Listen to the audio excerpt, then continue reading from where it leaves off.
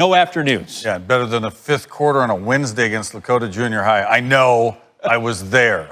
This game here, interesting. We got some good passing from a redshirt freshman.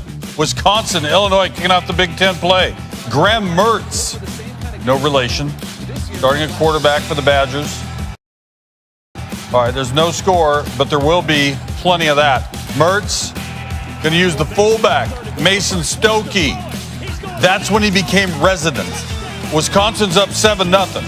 All right, still 7-0, rolling the second quarter.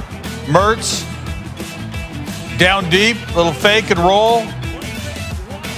And it's Jake Ferguson. It's 14-0. Mertz, 11 of 11 to start the game. 2 touchdowns to open, and he doesn't quit. Later in the second, 14-7 game. Mertz, Ferguson, perfect ball. Mertz 12 for 12 at that point. 2 plays later, come right back to Ferguson. Into the place of dwelling. Fergie. 21-7, he's 13-13. All right, still first half, 36 ticks to go. It's a 21-7 game. Mertz going to crank it out for Danny Davis. The place where you keep your computer to bet on horses. Mertz, 14 of 14. He would go on to complete his first 17, then somebody dropped one. That tied a school record. I think it was Tanner McAvoy, the other one. Fourth quarter, 35-7. Another one, that's his 5th TD of the game. 20 of 21, 248, and 5 touchdowns. They're rolling. Coming up, Ohio State quarterback Justin Fields takes us through the moments when he learned the conference canceled the season and what he's looking forward to with the return of the season.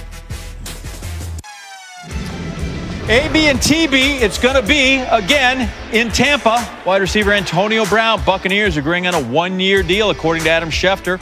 He's scheduled to visit the team's facility tomorrow. Brown currently serving an 8-week suspension for various transgressions under the NFL's personal conduct policy. He and Tom Brady, they played one whole game together in New England last year. Brown's last NFL game was that one, back in week 2. Then there's this. Brown, one of the most productive receivers when he was on the field. See, we had the Steelers. That was good. Traded to the Raiders and enforced his release from the Raiders. Went to the Patriots 1 week. Get out. He was named 2010's All-Decade Team. Scored 75 touchdowns from 2010 through 2019. Now 3 of the top 5 players with the most touchdowns in that span are on the Buccaneers and aging some. Adam Schefter working the Antonio Brown story for ESPN, and there's a lot to work through here, Adam. Let's start with how the Bucs and Brown and Brady get together when most of the conversation appeared that he was going to be with the Seahawks. Well, it's a situation, John, where basically Antonio Brown was eligible to be reinstated after Week 8. And so teams were doing their due diligence, including the Seattle Seahawks, including the Tampa Bay Buccaneers. And in recent days, the Buccaneers got seriously involved with Antonio Brown, and I believe that Tom Brady drove that largely. Tom Brady remembered playing with Antonio Brown for that brief period in New England last year, wanted to play with him again, and even though there were people in Tampa who at one point thought Antonio Brown wouldn't wind up there, and said as much, basically publicly, the tone changed. And it changed because this team is 4-2, because we're almost halfway through the season, because Tom Brady wants him, because they've had some injuries at the wide receiver position, and they thought that it was worth rolling the dice on Antonio Brown right now. You touched on it. Bruce Arians, who coached Antonio Brown as offense coordinator with the Steelers, he was on your podcast, told other people that he didn't think that Brown was maybe a fit in the Bucs locker room. Let's listen to that. Too much miscommunication, too much diva. I like Antonio. He plays as hard as anybody on Sunday, and he practices hard. They just got to make better decisions off the field, be on time, do some of those little things. Yeah, it's not going to happen. There's no room. You know, and probably not enough money, but it's just not going to happen. It's not a fit here. Yeah, I just know him, and it's not a fit in our locker room. This is not the first time circumstances have changed in the NFL, where a guy before didn't look like he was destined for someplace, he shows up there. You touched on this a little bit with Tom pushing for it and maybe some injuries and the record at 4-2. But what do you suppose changed with Arians? Because at some point, he's still a boss and is going to have to put him out there. Well, John, let's keep in mind that was almost 2 years ago. And 2 years is an eternity in the NFL. And last year, they went through the season they did with Jameis Winston. And this year, with Tom Brady playing quarterback, they have a chance to make a real playoff push. And I think when you've got that opportunity and you've got those injuries and you've got the quarterback wanting the player, I think that tells you a lot. And if you look at this and break it down, think about it this way. You had Russell Wilson and Geno Smith, the two quarterbacks in Seattle, pushing for Antonio Brown to wind up as a Seahawk. You had Tom Brady in Tampa pushing for Antonio Brown to wind up as a Buccaneer.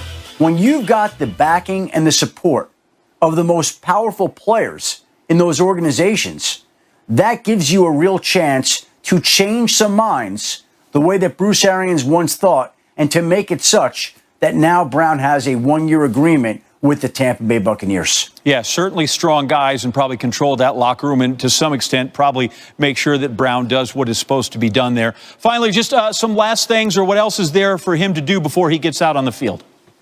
Well, he's going to have to pass through the COVID protocols. They're going to have to go over the language in the contract. So all of these things still need to be done and addressed. But it's no accident, John, that it's getting done now in Week 7, because that will give Antonio Brown 5 days to pass through the COVID protocols. And assuming he passes through those protocols, that will put him on track to be able to practice with the Buccaneers and to potentially play in Week 9 against the New Orleans Saints. Think about that. Tom Brady, Antonio Brown, the Tampa Bay Buccaneers versus the New Orleans Saints. Hard to imagine that scenario, but that's the scenario that we are now staring straight at unfolding in Week 9. Antonio Brown back in the NFL at that point in time. And still some uniqueness, Adam, that he signs in a week when they're going to play the Las Vegas Raiders. As Adam Schefter, NFL is his line of work every day.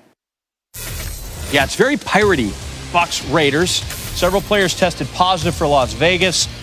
The safety measures put in place for Sunday's game so they can still, at the moment, play it. It's scheduled. I mean, I don't know if I can say the play call, but,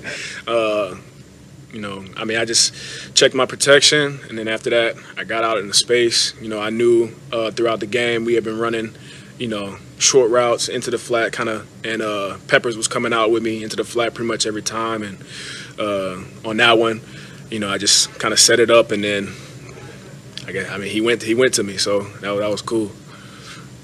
Steve and then John McMullen. Hey, Boston, this is another big game for you against the Giants. What is it about playing these guys that seems to get you going so well? I mean, it's just the next game. I love playing football, so it doesn't really matter who it is. I just like going out there and being able to contribute to the team. John and then Rob Motti. Hey, Boston. Obviously, you guys were down 21-10. What does it mean to show that resiliency in the final 5 minutes to score 2 touchdowns? What does that do for the confidence of this team?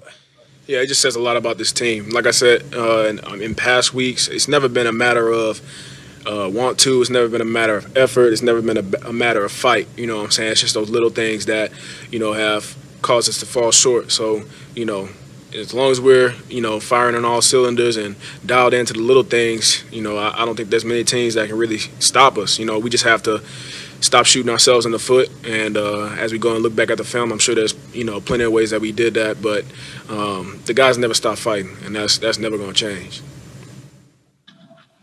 Boston, what was it like in the huddle when you guys are down 11 and Carson's trying to bring you guys back? And what does it say about his leadership? He made some throws that I'm sure he wishes he had back, but then at the end, at crunch time, he made those throws and you make that catch at the end.